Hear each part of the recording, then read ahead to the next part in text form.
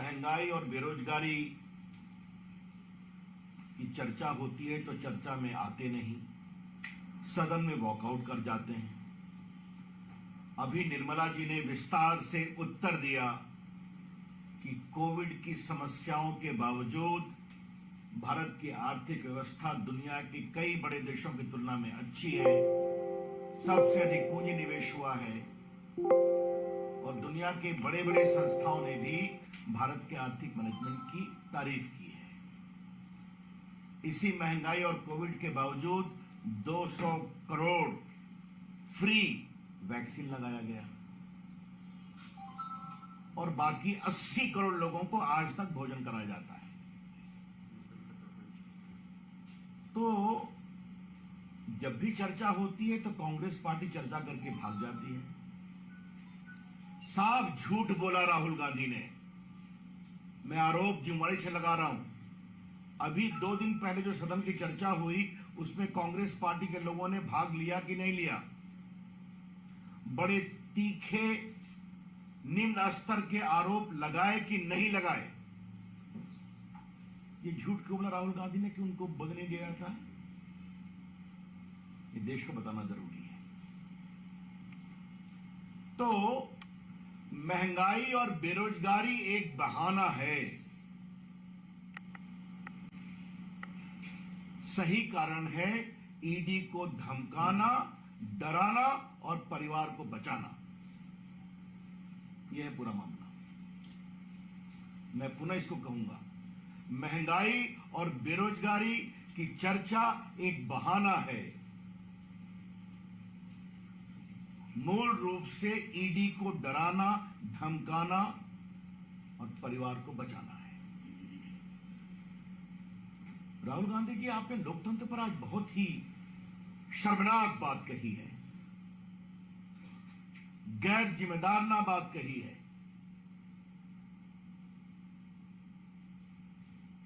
राहुल गांधी को हम क्या कहें? उनकी दादी जी ने देश में इमरजेंसी लगाई थी। आज मीडिया पर भी बहुत हमला किया उन्होंने।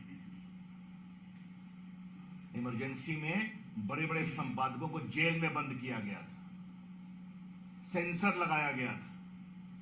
और राहुल गांधी, याद करिए, आपकी दादी जी ने कमिटेड जुडिशरी की बात की थी। कुछ याद है आपको? लोकतंत्र की नसीहत हमें देते हैं। अरे राहुल गांधी, आप एक सवाल का जवाब दीजिए, आपकी पार्टी में लोकतंत्र है क्या? I repeat, mister Rahul Gandhi, please reply to the straight question, do you practise democracy within your party? आपकी पार्टी में अच्छे नेता हैं, हम भी जानते हैं, लेकिन बस सोनिया जी, राहुल जी और प्रियंका जी, ये तो 3 कहानी है। आपकी अगुवाई में कांग्रेस पार्टी बार बार हारती है। कांग्रेस पार्टी को अगर जनता वोट नहीं देती है तो कृपया करके लोकतंत्र पर क्यों आप ठीकरा फोड़ते हैं राहुल गांधी?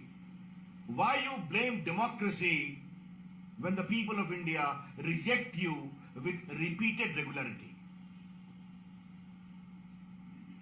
अब इसके लिए हम कहां से जिम्मेवार है भाई? 19 के चुनाव में आपने हमारे लोकप्रिय प्रधानमंत्री पर क्या क्या नहीं कहा, जिन शब्दों को हम कह नहीं सकते। चौकीदार को लेकर उन्होंने क्या क्या शब्द नहीं कहा। देश ने रिजेक्ट कर दिया, आपको और कस के हरा दिया, हमें और बहुमत दे दिया। आपकी बहन गई उत्तर प्रदेश में, लड़की हूं, लड़ सकती हूं का नारा लेकर के, तो जनता ने आपको 1 सीट नहीं दिया। आप बंगाल गए, वहां आप साफ हो गए। तो राहुल जी, अगर आपकी बात जनता सुनती नहीं है तो आप हमें क्यों ब्लेम कर रहे हैं? ये खींच करना बंद करिए। सही सवाल यह है कि कांग्रेस का लोकतंत्र भ्रष्टाचार तंत्र था। Democracy under Congress party had become an epitome of corruption. आज नरेंद्र मोदी की अगुवाई में सत्ता के गलियारों में बिचौलियों के लिए दरवाजे बंद हैं। डिफेंस डील में कोई कट नहीं होती। तो कांग्रेस पार्टी और उनका जो पूरा तंत्र है, जो भ्रष्टाचार पर चलता रहा है, वो परेशान है। और उसकी व्यथा राहुल गांधी की बातचीत में दिखाई पड़ती है। आज राहुल गांधी ने कहा, मैं सत्य बोलता हूं। बहुत कस के कहूंगा। तो राहुल गांधी, अगर आप इतना सत्य बोलते हैं तो एक बार देश को बता दीजिए आप बेल पर क्यों हैं। I repeat, if Rahul Gandhi was proudly claiming that he speaks truth and only truth, and Mr. Rahul Gandhi, please tell the nation, why are you on bail? And in what offense are you on bail? आज देश को बताना जरूरी है, ये पूरा national Herald का मामला क्या है। ये पूरा केस हमारी सरकार के आने के पहले फाइल है, और हमारी सरकार के आने के पहले इस पर मजिस्ट्रेट के यहां कंप्लेंट हुआ, और कंप्लेंट होने के बाद उन्होंने कॉग्निजेंस लिया, और कॉग्निजेंस लेकर करके क्या आरोप लगा, 420 धोखाधड़ी, 120B षड्यंत्र, बाकी भी लगे। And the court found that this appears to be a clear case of cheating and conspiracy to grab public property. आज मैं देश को बताना चाहता हूं, क्योंकि राहुल गांधी झूठ बोले, इस सच्चाई को नहीं बताए कि क्यों बेल पर हैं। नेशनल हेराल्ड एक पुराना अखबार था आजादी के आंदोलन का, नेहरू जी के समय का था, नहीं चल पाया। 80 करोड़ से ऊपर की देनदारी थी। 2010 में एसोसिएटेड जर्नल जो अखबार निकालता था, उसने इस पूरे को यंग इंडिया को शेयर दे दिया। सिर्फ 5 लाख रुपए जमा किए गए थे, याद करिए, जिसमें ये यंग इंडिया बनी थी। यंग इंडिया के डायरेक्टर्स कौन थे? सोनिया जी 38%, राहुल गांधी 38%, और बाकी मोतीलाल जी और ऑस्कर फर्नांडिस जो नहीं रहते। इन्होंने मात्र 50 लाख रुपया दिया कांग्रेस पार्टी को, नेशनल हेराल्ड को, और कांग्रेस पार्टी ने 80 करोड़ का लोन माफ कर दिया। वो 50 लाख रुपये भी मीडिया में चर्चा है, हवाला से आए।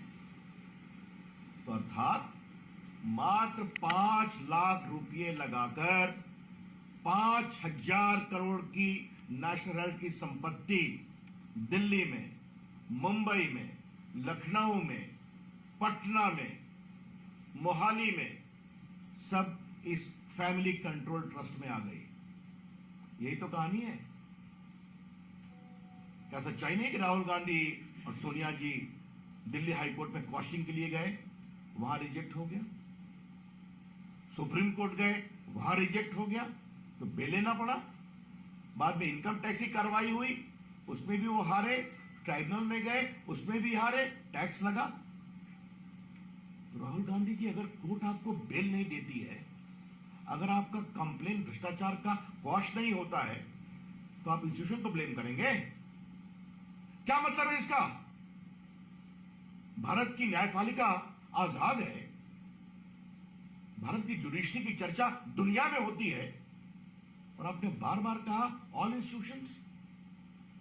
इलेक्शन कमीशन देश का चुनाव कराता है, आज सब कुछ इलेक्ट्रॉनिक है, ईवीएम से है, आपको वोट नहीं मिलता, आप हार जाते हैं, तो आप इंस्टीट्यूशन को ब्लेम करेंगे। आप संसद चलने देते नहीं है सिर्फ अपने परिवार को बचाने के लिए, और आप इंस्टीट्यूशन को ब्लेम करेंगे। और मीडिया आपकी सच्चाई लिखे तो आप बिके हुए हैं, और प्रेस कॉन्फ्रेंस करके आप विदेश चले जाते हैं। तो if you are so much non serious about politics, then Rahul Gandhi, don't blame the institutions. आज मुझे राहुल गांधी से एक बार बात कहनी है। राहुल गांधी जी, आप मोदी जी की आलोचना करिए, आप बीजेपी की आलोचना करिए, लेकिन अब आप देश की आलोचना कर रहे हैं और अपने राजनीतिक स्वार्थ, भ्रष्टाचार से बचने के लिए अब आप पूरे देश की आलोचना कर रहे हैं, देश के संस्थानों की आलोचना कर रहे हैं। Mister Rahul Gandhi, stop demeaning the institutions of India to safeguard your own corruption and misdeeds. आप राहुल गांधी इंस्टीट्यूशन की बात करते हैं,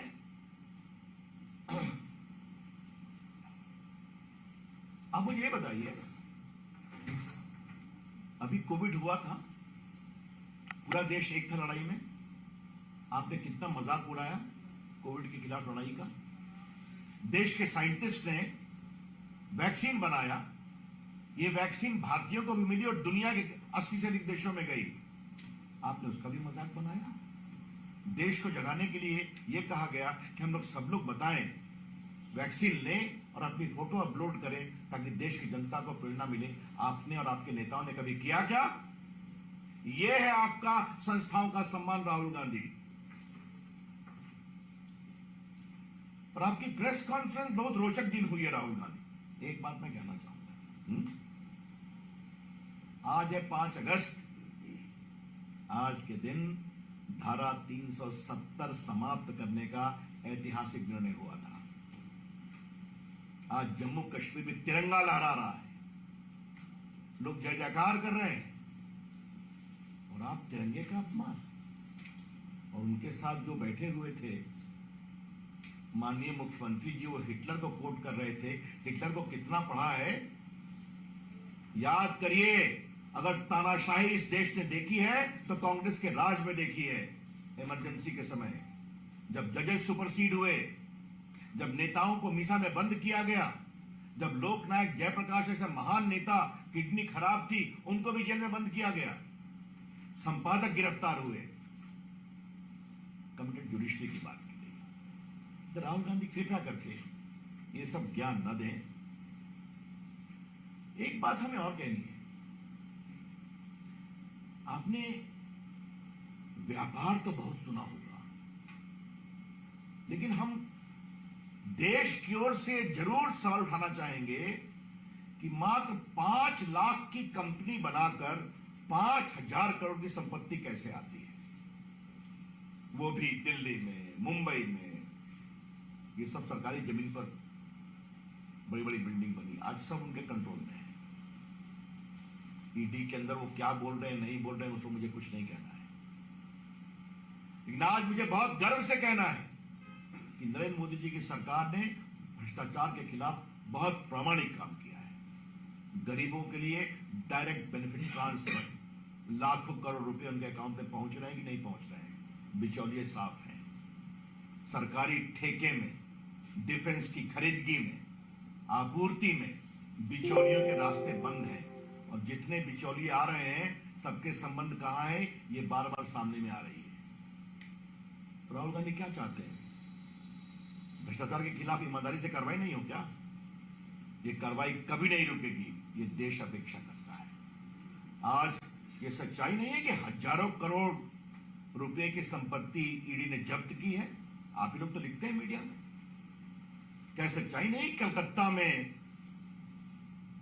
कितने करोड़ रुपए दिखाई पड़ रहे हैं फ्लैट पे, कितने गहने दिखाई पड़ रहे हैं, रांची में दिखाई पड़ रहे हैं, मुंबई में बड़े बड़े नेता जेलों में बंद हैं, बेल नहीं मिलती उनको। ये है बड़े सवाल। आज ये देश नरेंद्र मोदी की अगुवाई में ईमानदारी से काम कर रहा है और भ्रष्टाचार के खिलाफ जबरदस्त प्रहार हो रहा है। हाँ, इस प्रहार से कांग्रेस पार्टी को परेशानी होती है, हम समझते हैं, लेकिन राहुल जी, उस परेशानी का हम कुछ नहीं कर सकते। जो आपने करा है वो आपको भोगना पड़ेगा। अगर 5 लाख रुपए की संपत्ति लगाकर, हवाला के माध्यम से पैसा लेकर 5,000 करोड़ की संपत्ति अगर आपके पास आती है तो आपको इसका जवाब देना पड़ेगा, ट्रायल फेस करना पड़ेगा, ईडी के सवालों का जवाब देना पड़ेगा। एक और बात मुझे कहनी है जिसका मुझे बहुत दुख लगा है। राहुल गांधी ने आज स्टार्टअप का मजाक उड़ाया है। राहुल गांधी, आईटी को आप समझते हैं क्या? अरे बात मैं बहुत गंभीरता से पूछ रहा हूं। राहुल गांधी जी स्वयं कितना अध्ययन करते हैं इस पर हम चर्चा कर सकते हैं, लेकिन क्या उनको सही जानकारी मिलती है क्या कि भारत का स्टार्टअप मूवमेंट आज दुनिया का तीसरा चौथा नंबर पहुंच गया है कुछ वर्षों में? राहुल गांधी, आपको पता है क्या कि भारत के स्टार्टअप मूवमेंट में 100 स्टार्टअप यूनिकॉर्न हो गए? ये नौजवान बच्चे हैं। राहुल गांधी, यूनिकॉर्न का मतलब आप समझते हैं? यूनिकॉर्न का मतलब होता है $1 बिलियन रेवेन्यू, 7,000 करोड़। और ये 25-30 साल के बच्चे नरेंद्र मोदी की अगुवाई में, प्रोत्साहन से आज दुनिया में भारत का परचम लहरा रहे हैं। राहुल गांधी जी, आपको पता है कि आज दुनिया की तमाम आईटी कंपनियों के सीईओ भारतीय हैं, अधिकांश के? राहुल गांधी जी, आपको पता है कि आज इंडियन आईटी इंडस्ट्री का आदर पूरी दुनिया में होता है?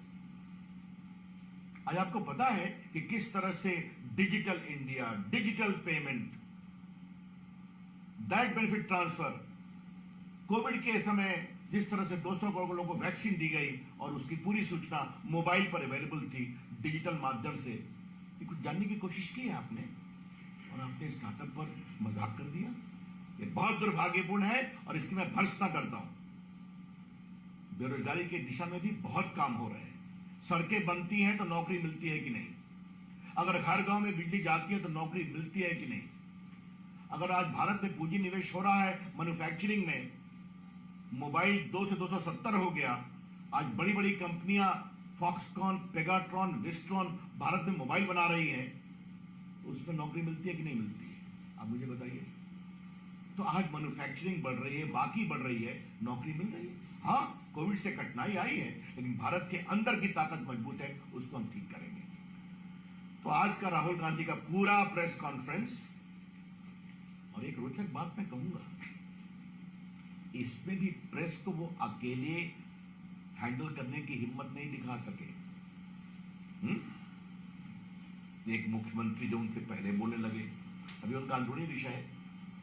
हम लोग का एक सिस्टम है कि जिसकी प्रेस होती है वो सबसे पहले बोलते हैं। एक बात जयराम रमेश ने हमारे प्रधानमंत्री पर कही, वो प्रेस नहीं करते, राहुल गांधी प्रेस करते हैं। मिस्टर जयराम रमेश, हमारे प्रधानमंत्री देश से बात करते हैं, पूरे देश में घूमते हैं, पूरी दुनिया में घूमते हैं, सबों के सवालों के जवाब देते हैं और पूरे देश का मान बढ़ाते हैं। संसद के अंदर जवाब देते हैं ना, तो आप उनका उत्तर सुनते हैं क्या? कांग्रेसी लोग शांत हो जाते हैं उनके उत्तर सुनकर। तो इस तरह की हल्की बातें करना बंद करें। देखिए, समस्या बहुत साफ है। देश का लोकतंत्र अब फैल गया है। आम आदमी इस लोकतंत्र में अपनी साख समझता है, और जिस तरह एक परिवार ने पूरा कंट्रोल किया हुआ था लोकतंत्र पर अपने लिए और अपने हितों के लिए, उससे देश आगे निकला है, इसलिए वोट नहीं मिलता है। और अंतिम बात कहनी है, नेशनल हेराल्ड से क्यों घबराए हुए हैं? क्या संकेत है?